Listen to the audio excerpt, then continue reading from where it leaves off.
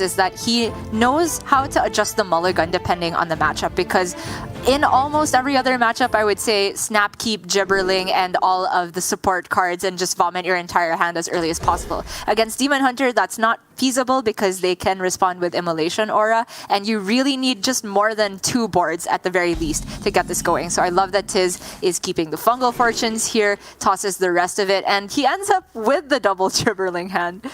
He's got it. Oh, Glide! It's not good here.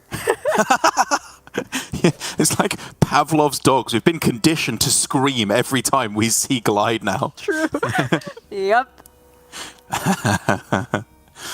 Yeah, I mean, I don't expect to see anything too aggressive out of the start if it is. Like, turn 1 gibberling because he has the second one. Obviously, it, in a way, disrupts GivePLZ's turn, but not enough to justify getting rid of one of the key board development tools.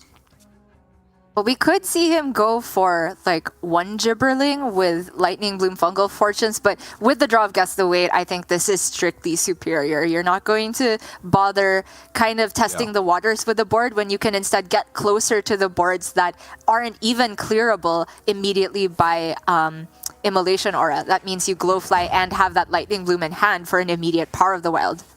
Exactly, and that is the trick of Token Druid. Your opponent has all the removal they need to clear your board, but you have to make it so they don't have enough mana to play it out in that one turn where you develop. GivePLZ here, he gets the Spectral Sight off double jump, but he's deliberately not playing it because he wants to save that discount off the studies for his skull on the left hand that he kept, I believe. I can definitely see the importance of that because you want to get not just the board clear as Demon Hunter. If you can end the board with, say, a Moarg afterward, then the Druid can't just spend their entire turn rebuilding. You have to make them have the Lunar Eclipse so that their next board doesn't just get immediately blown up. There's a couple of ways to actually go about this turn for TIZS. Like, my first instinct is just to go Gibberling and Thorn Growth, just because it clears some room in hand, if nothing else, for the Fungal. But Gibberling Coin Fungal is actually kind of tempting as well, just because it draws your deck. It gets something on the board. At the very least, you know, you might end with just 2 Gibberlings on board. Yeah, I like that. It's worth noting that last turn TIZS also guessed wrong, and I don't know if that was deliberate or not, but it could have been deliberate because there are worlds where this turn was just Fungal and nothing else, and then you start to have to worry about hand space. Oh, okay. Looks like TIZS is actually going to expend his Lightning Bloom for even further card draw, which is not something you often see, but I can understand it because his hand does not have Glowfly Swarm yet or Arbor Up, and those are the heavy hitters you really want. And it's another turn of chilling here. He can go for the Fellscream Blast to clear off some of this, but until Skull comes online, it's just waiting for GivePLZ. Full clear even with the Ethereal. Og Merchant here still has one more Fellscream in the deck, so nothing to worry about. There's the Glowfly, and TIZS is probably feeling sad that he used his Lightning Bloom already. But every bit of card draw matters from this point onward.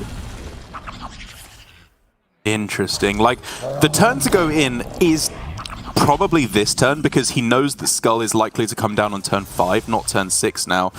But it does mean that Pride's Fury, if this is cleared, looks pretty disastrous. Yeah, he can't clear it off now. So this Pride's Fury is absolutely huge now for TIZS. That is what he needed. Even has Adorable Infestation if he just wants 1/1/1 to push more damage, but probably not worth it because you don't get the full benefit with the board space. It's also one more spell in hand for Glowfly in case this somehow gets blown up. And to be fair, because there was a Skull played for discounts, there are combinations of hands where GivePLZ can get rid of this. It just takes, say, Arcanist plus Immolation Aura, for example. And then throw Glaives on the what will be 2/1s. Yeah. You can clear off a bit of this. Using up his spell damage. Ooh, this is the second Fellscream. Yeah. So that tells us that GivePLZ does not necessarily care about OTKing TIZS. He just wants to clear every single board, which is, I mean, it's a thing. You have to be very aware of how Druid partition their resources, though. Do they still have Glowflies? Do they still have Arbor Up? And Nature Studies is also a factor that you need to be aware of. He still has I-Beam though, right? Like Right. The combo is still active. It's just, yeah, it's going to be longer to get there for sure. Yeah. Throw Glaive, 3 damage apiece. That's pretty good. Swing go again.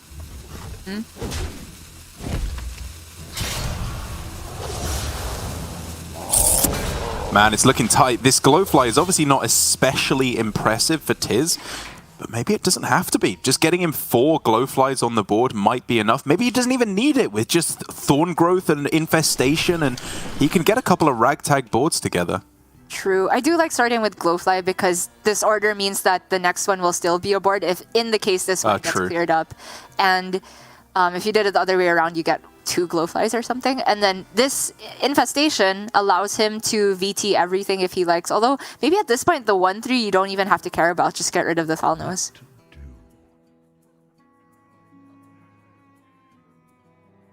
So, yeah, in terms of making the shape most awkward, it's tough because there's a weapon on GivePLZ hand which can function, or sorry, already equipped, which functions as either 2 attack or 3 attack. Yeah.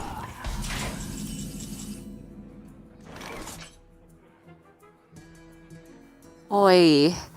These are all combo pieces that he needs to use if he's outcasting the Spectral. We could go like Philosophy, I-Beam, Spectral. Yeah, that's what I'm most heavily looking at here. Because again, these Moargs, they're getting pretty big now, and as long as they don't get lunared, they're not going to win you the game on their own, but they can buy you a lot of time, and you only need that little bit of combo to get the win, I think. It doesn't need to be the full OTK at all. True. I will find a way. GivePLZ doing a great job of clearing the board, goes back all the way up to 30. The hand is entirely combo pieces except Il'gynoth and the spells.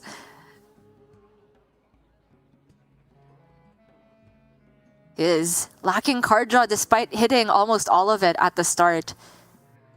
I mean, you have to go in here, right? You play out every card in your hand except the Innovate if you don't need to, and I think the mana just works out pretty clean.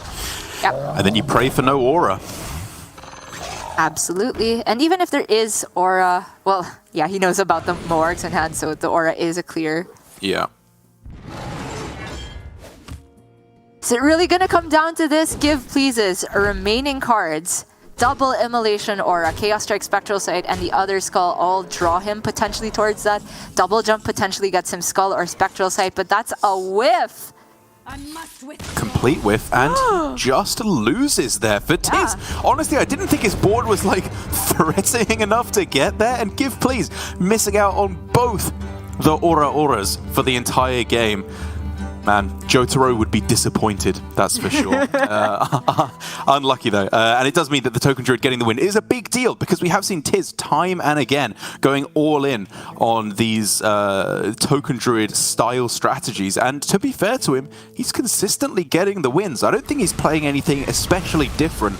But one thing we can say, he's at least playing the deck very well. He is maximizing his chances of getting the win with just very good methodical play. Never too all in, never too early. I think finding that perfect turn to develop his board and then push for the lethal. Getting praised immediately for the JoJo reference. Nice job, Derek. I thought between you and me, the first one to get brownie points from our weeb producers would be me. So I'm kind of disappointed in myself. But it is very true for TIZS that he went in with the first board, I think, exactly at the right time. Like you said, it was going into the Skull turn. So if there was any time to build a board and disrupt GivePLZ's ideal turn to instead build up resources, it was that one. And it happened such that GivePLZ did not get any immediate board clears off of that draw, and it meant TIZS's ultimate victory, and he himself will be on the OTK Demon Hunter now, although it is of a very different variant.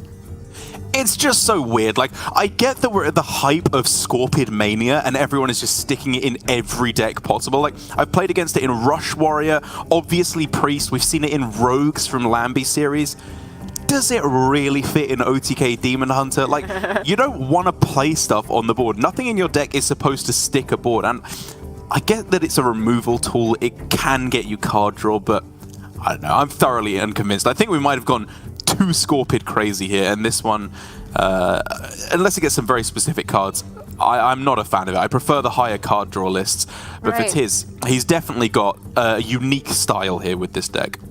It just feels like he has his hands in two different cookie jars, right? Where you have Illidari Inquisitor and Fury, which kind of work together because they are, you know, hero attack-based damage things. But if you're running Fury and not Bladed Lady, it feels incomplete.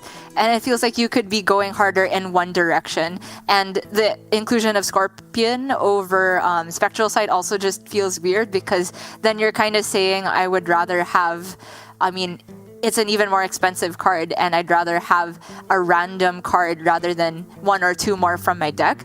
And the only upside is really a 1/3 on board, which it doesn't feel intuitive to the way OTK Demon Hunter plays. So I also have yet to be convinced, and I do, however, feel though that it's still got a decent matchup against Rogue.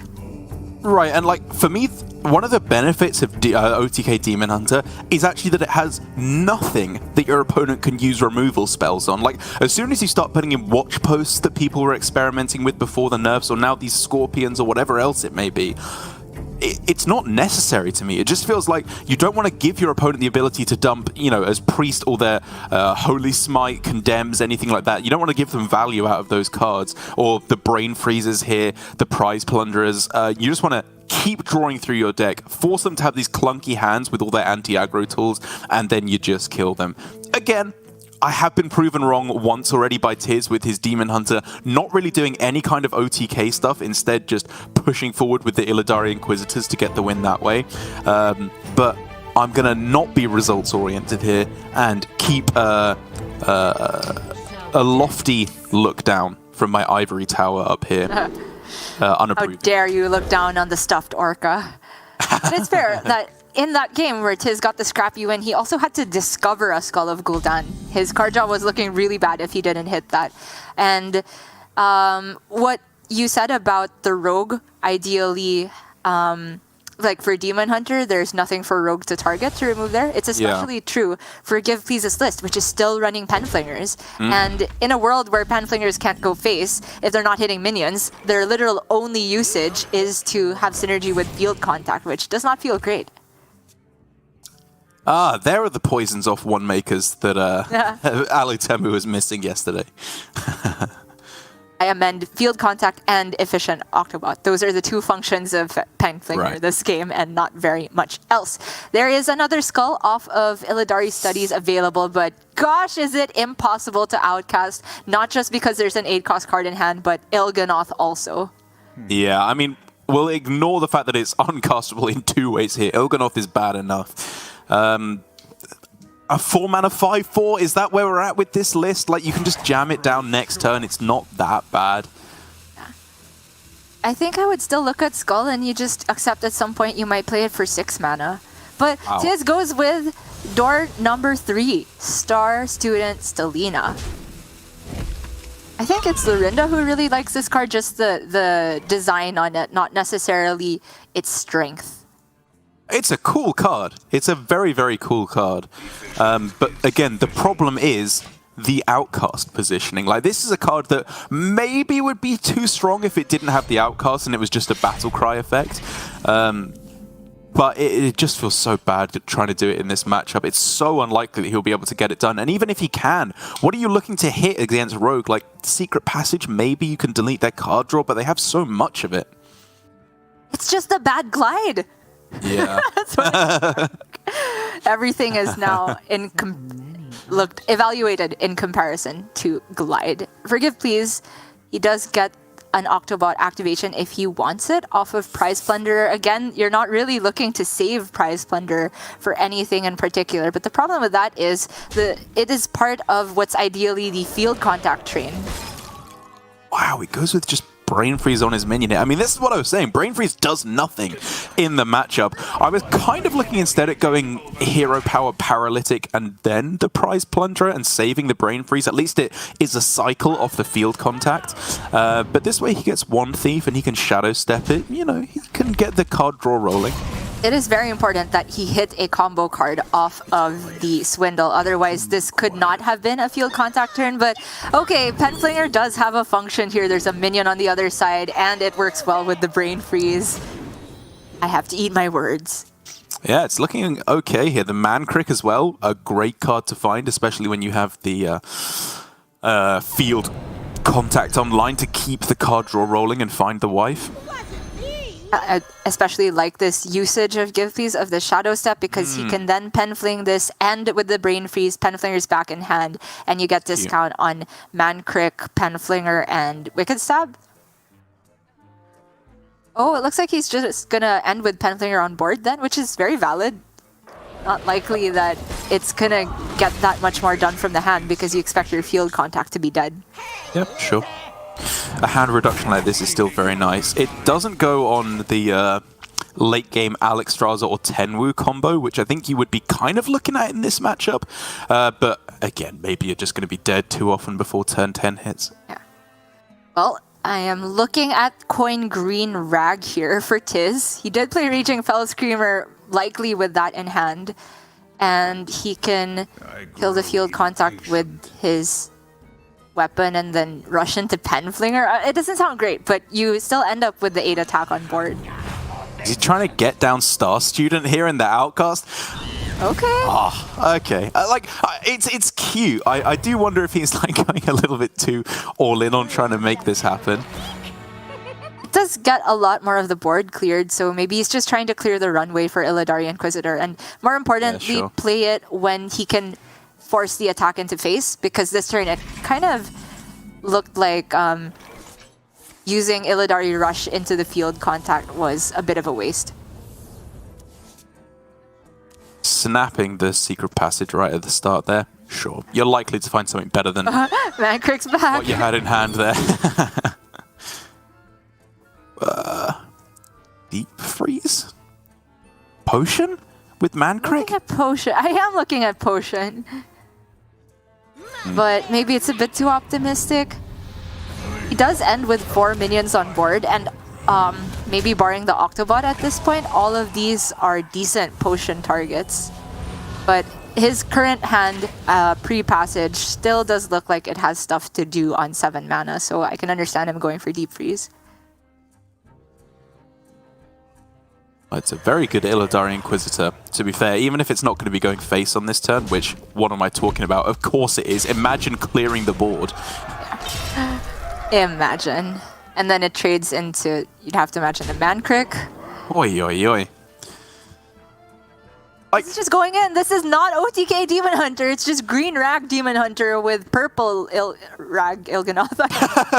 Then why have Il'gynoth in the deck? He does this every game. He just plays Il'gynoth. He plays the Inquisitor for 6 mana, hits them in the face, and has like 10 garbage cards in his deck that don't do anything. I don't know.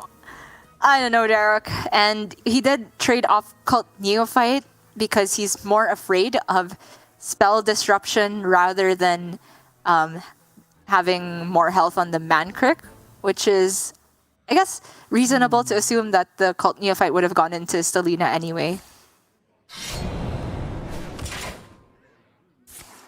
So this is just vomit a bunch of 1-drops onto the board, I think, if you're GivePLZ. 1 goes on Mancrick for Divine Shield, so he played 1 card so far. He can play Octobot and all the Og Merchants. So that's 4 cards. And you can also play Wicked Stab, just so the Prize Plunder one-shots the Illidari Inquisitor. I think it's worth to just stab here. Your turn 8 is locked up. Yeah, are you sending that face then at that point? Just and taking the Divine Shield trade? Yeah, I guess. You can re-Divine Shield it.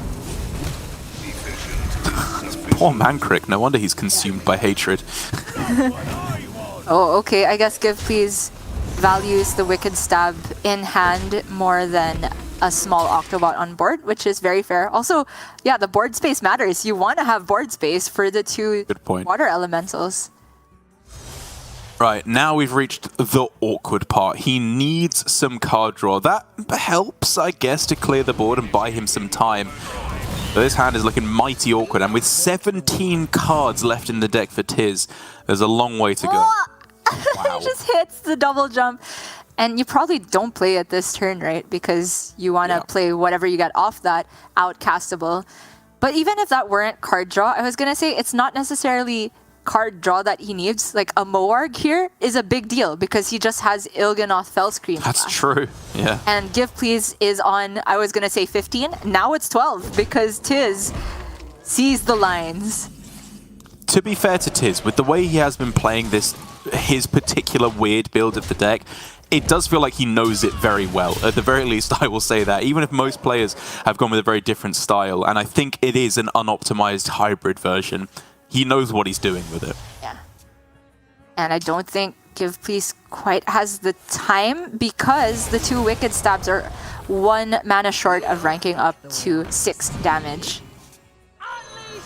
It's going to be a real close one. I mean, for TIZS there, it may not have seemed like such a big deal, but that was a straight-up 50-50, as I count it, to get Skull over the I-Beam, and missing it is obviously back-breaking here. If he'd got that, he would have been, I think, quite far in the lead. And for GivePLZ, you definitely want to freeze TIZZ's face. He understands that he can die not just to Il'gynoth here, but second Green Rag. And if TIZZ cannot attack face, then Illidari Inquisitor cannot go face immediately as well. So TIZZ here, if he hits Talented Arcanist, that is 9 damage immediately. Oh my gosh. He's just going in. So he's just dealing 6 damage? The Tempo Il'gynoth? What is this deck? I don't like this. So if he clears... He can't clear the water elemental, right? No, he can't because he's frozen. Okay, so he but needs to... He does get to stick Il'gynoth, so that's a way to say that this is just going to deal another 2 or 4 damage. But the Wicked Stab... So he has to find a way to kill the water elemental and then draw Inquisitor is TIZZ's main win condition right now, and pretty much only one, aside from just gaining board control. Yes. Well, also, just this one thief is presenting a dilemma to GivePLZ that if you're going to freeze my face, then you can't trade into the one thief, and he has to trade into the one thief. Or not. That draw off of the field contact could change everything. Is TIZZ seriously not going to be able to close this out? At 2 damage left, Water Elemental prevents Hero Power, Weapon, and Illidari Inquisitor out. Is it happening? It's insanely close. Like, he can go Venomous Scorpid into Metamorphosis is like kind of where we're at now for him to find any real chance. Is GivePLZ gonna fatigue? Wait, okay. 2 cards left in deck. Not quite. 1 card left in deck. Okay, next turn. Stop. Stop drawing. Yes, stop. Absolutely stop. Oh, no! He's frozen! The deep freeze pick was so clutch. Unbelievable. That's so sick. We can't even call that an OTK Demon Hunter game, the way it played out. I don't know what kind of Demon Hunter game we can call it, but I mean, I agree with you that up until the point that TIZZ played Il'gynoth, that he understood the way to play this strange build of the OTK Demon Hunter. I agree with sending the Green Rag face. I agree with like saving the double jump for the next turn, trying to maximize the card draw that way. But when he played Il'gynoth, and I don't know if you're supposed to consider at that point that you running out of time is a greater risk than TIZZ simply being able to freeze you perpetually. I don't know if I agree with that assessment. Such a close one, and I'm sure maybe TIZZ could have found some way to kill off those extra water elementals at the end. Again, it was so close, and there's so many outs to consider. Like, maybe not going for the Il'gynoth was the way to go about it and just heal up a bit more. But if there had been exactly second Wicked Stab, it might have stuck and killed off the water elemental. I think he gave himself the best chance in the end, but GivePLZ just had the hand to close it out. Yeah, I mean, my question is, did it have to be Il'gynoth that turn? Yeah. Because if you draw Arcanist, or Moarg, I think then the I-Beam just potentially closes out the game. It is super close though, and again we have to ask the questions. If you are so starved for card draw in the first place, is it worth it to be running these cards that don't naturally belong in OTK Demon Hunter? We will get to see TIZS try the deck again, maybe in this series, but for now, GivePLZ will be the one on Demon Hunter yet again. Yeah, I mean, that's why I think, personally, I wouldn't call it one-turn kill. I'd call it like 10-turn loss, Demon Hunter, instead, because it's just slowly grinding down to a loss. Against the actual OTK, though, here from GivePLZ, do you envisage that it will offer any alternate win conditions with the extra Illidari? Like, clearly, TIZS has shown great willingness to pilot this deck in a way that would not immediately be obvious to an onlooker. Does it give extra win conditions? I would say yes. I mean, the 8/8 is just really tough for OTK Demon Hunter to deal with. True. It comes down quite late. I would just compare it to back when you were playing Tempo Mage and you really wanted to get the Conjurer's Calling, and that's how you beat a Demon Hunter back in the day. But for GivePLZ, on average, his draws are just so much more streamlined. You can already see it with this hand. He can get the Skull into outcast position. At some point before turn 5, he will play the double jump so he can coin the Skull on the left. And that already makes it feel like he's so far in the lead. Well, okay, Scorpion coming down here, and Chaos Strike, his card draw. That's something. Yep. Desperately needed in this deck, especially since TIZZ's hand is hot garbage. This is absolutely the opposite of what you want to see in the mirror. Whereas GivePLZ on the other side, like, he has one Skull locked behind the Il'gynoth, which, make no mistake, he's not going to be tempoing Il'gynoth with his build of the deck. Yeah. The other one ready to go should be enough here. If he can get one Moarg reduced, he'd be in a very good position. Honestly, he's just got the first world problem here of hand space issues. Right. Because I mean, naturally you would want to do something like Just Raging Fell Screamer next turn, which means he goes to 9 cards at the end of the turn, and then after that he's at 10, so you can't just coin Skull on turn 5, lest you burn some cards. So we could see him deviate from the earliest possible Skull. Another Chaos Strike? I mean, hey, maybe he's run the odds and the chances of getting a card draw off of Scorpion are high enough to include it in your list. Maybe. Well, I'll tell you, I didn't know how insane Lunacy was until I ran the numbers. You heard it here first. Scorpion is the new Lunacy. I do like the card, just not in this deck. Same. Chaos Strike with Eldrazi Warblades can clear that up. Wow. Okay, TIZS is saying, I have not drawn Il'gynoth or much card draw. I have drawn Green Rag, so I'm going to push as much face damage as possible. These Scorpions have poisonous, but only 1 attack to heroes. So how willing are you to just dump these Arcanists from the hand from GivePLZ? Because primarily they're anti-aggro tools, but they can be combo pieces as well later on if you save them. Dumping 1, I think, is absolutely fine. You never have mana to play both, I think, for the OTK turn. Is very, unless barring some weird Skull discounts. The problem with this turn is that GivePLZ still has 10 cards in hand next turn, post-draw. So if he goes coin Skull, then he has to hope something is immediately playable that he wants to, which is, I guess, a fair assumption. You don't pick the one, see? Not much going on here for TIZS, huh? Yeah. And you have to imagine, like, he's dealing damage with this deck. It's not bad, but it never gets there, right? You have to do 1 heal turn as GivePLZ, and you can just recoup all the damage you've lost. Most of the time it doesn't get there. It just so happens that GivePLZ has no healing in his hand at the moment. He has Eldrazi, but only the 1 Chaos Strike. Okay, I-Beam is a very welcome draw. He can play that, then coin Skull. And as long as he gets 1 playable card off of that, no overdraw, all problems solved. Everything's coming up. GivePLZ. Aura, yeah. Slam it down. 0 mana Moarg. Woo. Now we're talking. Got the combo. Philosophy as well to copy. Yeah, he actually does. Moarg, yeah. Like, as early as turn 8, right? He can go Il'gynoth, double Moarg, double Talented Arcanist, and then Fell Screen Blast for, I don't know how much, but I'm going to say lethal. Sorry, only one Arcanist, right? But double Morg, one Arcanist, and Il'gynoth. Well, both the Morgs will cost 0, right? Because he has copying them with Philosophy. Right, so both Morgs, but one Arcanist with Il'gynoth. I see. On turn 8, he can go 2 to Arcanist, turn 2 8. Il'gynoth. Sorry. I had turn 7 in my mind. Sorry. So sorry. Yeah. No worries. I should have clarified. Either way, it's a lot. And, I mean, who knows? Maybe it's just lethal next turn. Is it just lethal now? Well, if you zoom in it, then it is.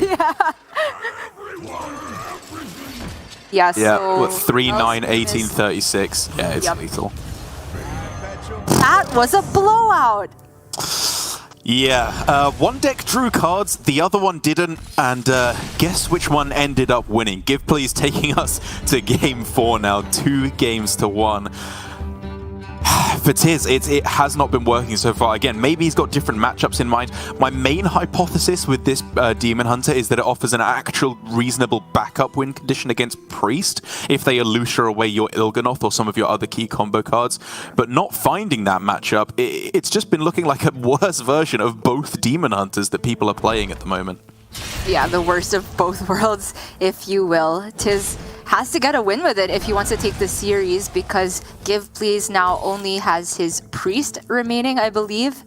And if you were to ask me, fair enough, regular OTK Demon Hunters certainly has a difficult time beating Priest because of, like you said, Elutia. But I have a hard time believing that TIZS' build actually amends that, because Illidari Inquisitor, it's not like it's all that difficult for Priest to deal with because it comes down so late. Well, I get the feeling we might actually just be able to see it in action. Spell Mage so far has been looking actually just really good against Priest, which is the next matchup that we're going to get. GivePLZ only has to win with his Control Priest left remaining. And again, even ignoring the deck of Lunacy, just drawing and using your burn spells against Priest, I didn't think it would get there as consistently as it has been, but it's just doing the job. Priest's healing isn't coming in quickly enough, even if there is enough of it in the deck.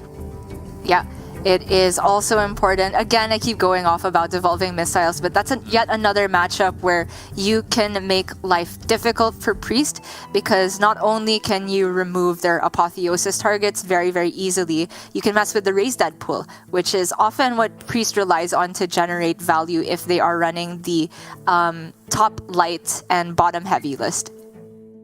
Exactly, yeah. And I think that is going to be the main game plan here for TIZS. The Control Priest for GivePLZ, mostly standard stuff. It's so interesting to see the development of the dragons that are included in the list, because really it feels like all of them you can get away with running at the top end. Like, I guess Deathwing not so much, and Onyxia is yet to find its spot, but whenever they're generated they feel very good. And whether you're going for Malygos, Ysera or Alexstrasza, I can respect the thinking behind all of them, although I have to say I haven't seen too much Alexstrasza in Priest. Agreed. I picked this for a key card because I don't think I've seen anyone but GivePLZ run Alexstrasza and Ysera at the top end of Priest, but it's certainly a very powerful card in other archetypes. I think it's almost always a welcome generation off of Draconic Studies for Priest, so just running it in the list, you could potentially regenerate it with Raise Dead. Maybe that's a bit of a reach, but it just has a lot of utility, and the 8 damage is game-closing potential that is not always available to Priest. Which can be a big deal. You know, you do fight for tempo a lot as Priest, and if the Mage misses card draw, then you can just try and close out the game with your big buff spells and, of course, the Alexstrasza at the end. I think more likely it's going to be used for healing in this matchup. You just want to try and outlast a lot of what the Mage is doing, assuming it's not a deck of Lunacy game, in which case all the normal rules go out the window and you transition to a very, very different game plan. But I think for this one, while I favour TIZS, GivePLZ's play has been looking very strong so far, and I do think he absolutely has what it takes to get the win on the Priest. But it's going to be a very big deal for either of our players here. TIZS had a good week last week getting through to the semi-finals, and if he could get through to the finals once again, he could just be supplanting Alutemu as the #1 point earner if he can take the win. That is true. That would be very impressive indeed, especially for a new Grandmaster like GivePLZ. And we are getting into the game right now. Sethic in the opener, I'm interested in keeping. Oh, okay.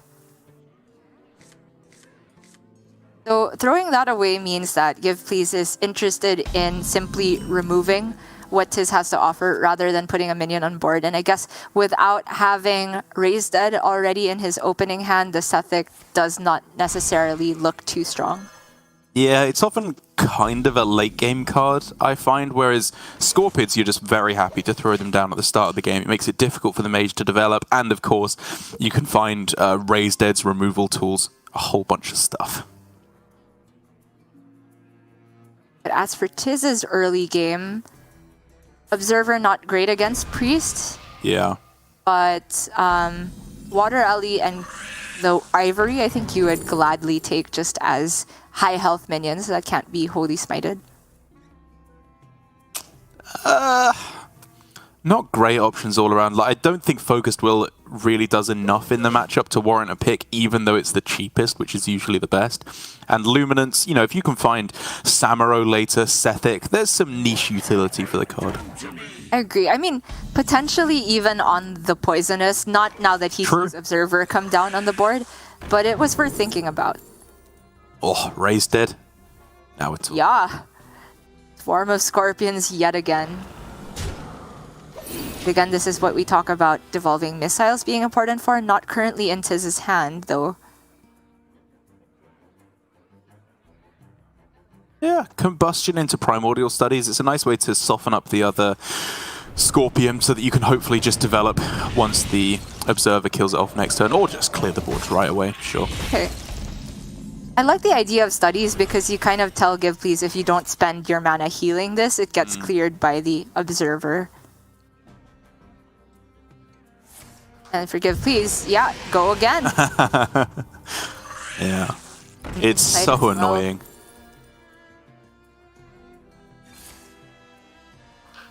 Yeah, insane turn. Just this whole early game, like, he's just played Scorpids and Scorpid-generated cards so far. It's so strong. And the Sethic discount. Look at GivePLZ's hand. So many targetable spells, and he hasn't even played the palm reading to discount yet. Oh, like, I guess with that found, I mean, you could do it with the ping. I was thinking you go Water Ellie, coin Rune Orb, or coin ping, because I really don't want to sing this Apexis into a 1-1. Agreed. The scary thing of Water Elemental is Hysteria, of course. Yeah. So TIZZ is starting off with Primordial here. You'd have to imagine Steward of Scrolls for even more generation. Yeah, probably. I'm kind of tempted by Aegwynn just as literally +2 spell damage, but I guess without Incantus Flow being cast, it's probably a little spenny. Time runs out on me. In the end, he takes Thalnos. So probably because if he picked either the Steward or Aegwynn, he wouldn't have mana left to ping the Scorpid this turn. But if he's not going to play the minion off of Primordial anyway, yeah, I'm a bit confused. Like, I get TIZZ's thinking here by not wanting to play the Water Elemental. It's really good into Hysteria for your opponent, but you have to play into Hysteria at some point. Like, there's a time to play around it, and I don't think this was that time. I think it was just go in, if they have it, you follow up with more pressure. You play the Apexis or the Ivory, the Font of Power. You keep the threats rolling, whereas this is too slow. But in the meantime, GivePLZ is playing Miracle Priest. You probably overdraw if you play the Renew, so he just stops to the Condemn, sets up a very annoying board, and kind of tells TIZZ, if you don't have Devolving Missiles, I am going to generate value for free. And TIZZ has a few ways to find it. You could start with the Spring Water to refresh his mana, of course, give him a couple of extra chances, but...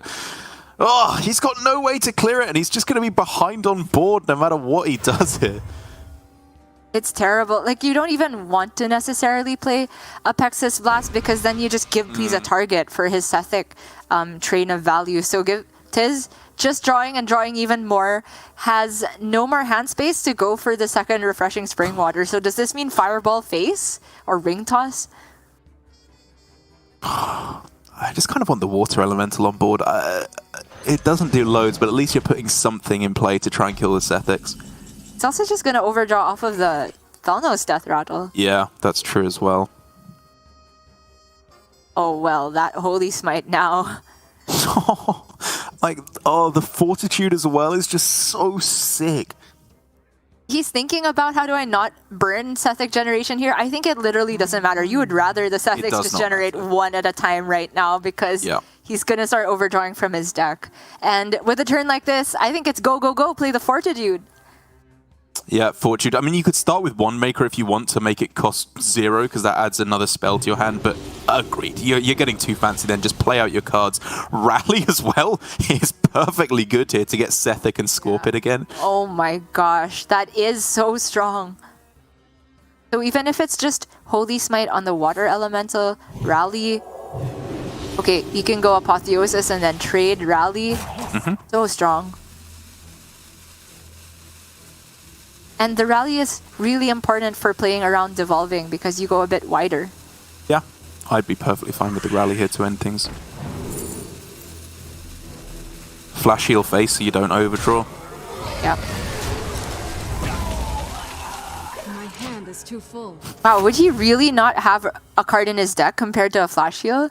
Is he not overdrawing? He is, right? He's at 10 cards. He is. Yeah. Everyone's overdrawing. I don't know. I do disagree with that. I think you could have definitely gotten away with the Rally there. Like, you're vulnerable to Flame Strike, but you still get to stick something on the board nonetheless. Right.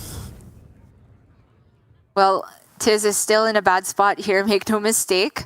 TIZS can just go for the 2/4 cost spells. I like the look of that, especially after having seen a Flame Strike. Yeah, you're not corrupting the Auspicious anytime soon, are you? He wants all the value. So greedy, I love it. Oh, Okay. Feast is the Fortitude reading is as so well. insane. Yeah, everything's insane. The palm reading discounts so much as well. Yeah, you just stick it all on one minion. They've shown you they don't have Devolving here. Okay, the first whiff. And kind of a whiff. What are you talking about? It's a 3/3 again now. Buff as anything.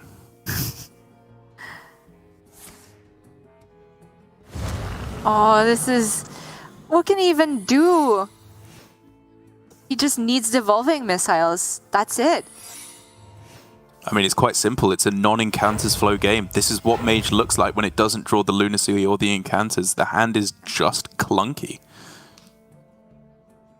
And he can combust to not overdraw next turn? Stuart, I'm really just looking for any chance to get Devolving Missiles here. Yeah. And I think it's worth saying at this point, as GivePLZ just keeps doing stuff. Like, it doesn't really matter what he does here. I think the important thing, though, is that TIZS just played this game in a way that I don't think was quick enough. He was focused too much on drawing a million cards, even to the point where he overdrew. There was a turn where he could have tempoed out the Water Elemental a turn faster and still killed off the Scorpid. Like, making these kind of plays, he would have left himself vulnerable to certain cards, as again, like I said, like the Hysteria. But I think he had to start taking risks. His hand was clunky. You need to get ahead on board, because otherwise this happens and you lose anyway. Yeah, it's easy to underestimate the pressure that Priest can put together, but especially with these Sethic lists. And that's why I stress the importance of Devolving Missiles. They can just create all of the pressure that they lack in the deck naturally. To be fair to GivePLZ, he's too getting lethal. insane cards here. He's literally almost just won the game. Yeah. Very close, but he is fine to wait another turn. There is just nothing TIZS can do about this without the missiles. Ivory into Wave of Apathy does not get the job done. He would still be, well, he'll be alive at 1, but essentially dead. Correct. Barrier? No, that's not enough. No. Best Apexis minion? Rebow? I don't know. Not even. Yeah. You're still dead. I think it is just Ivory into Wave of Apathy and hope that they have literally no damage or buffs. Oh, the missiles! Sure. Oh, disaster. Disaster. He missed the Sethic. Classic. Tough way to go out for TIZS. His mage just doing absolutely nothing there. I think he could have done some things to optimize his chances in the mid game, but I don't know if he could have fought back against the onslaught there, because from GivePLZ, that was the absolute coconuts in terms of a starting hand. The double Scorpion, raising them again, 0 mana Sethic, getting a palm readings as well to reduce anything. He played like 3 Power Word Fortitudes that game. It's impossible to fight back against that without an early missiles or just your entire deck costing 0. It is true. Little that TIZS could have done at that point, and it's sad to see him go out in a rather one-sided game, but he can hold his head high because top 4 is another impressive finish, got some stream games, showed that he is excellent on the token druid, very much so, and then GivePLZ now moving on to face Alan in the finals. That is such a cool matchup because I think GivePLZ is really rocking that challenger spirit, new GM, showing that he has a lot of potential, but Alan has been around the block. He has known the game for a very long time. He's played in what feels like every single region at this point. Yeah, it feels like for GivePLZ here that Bank Yugi walked so he could run here with his coming into GM.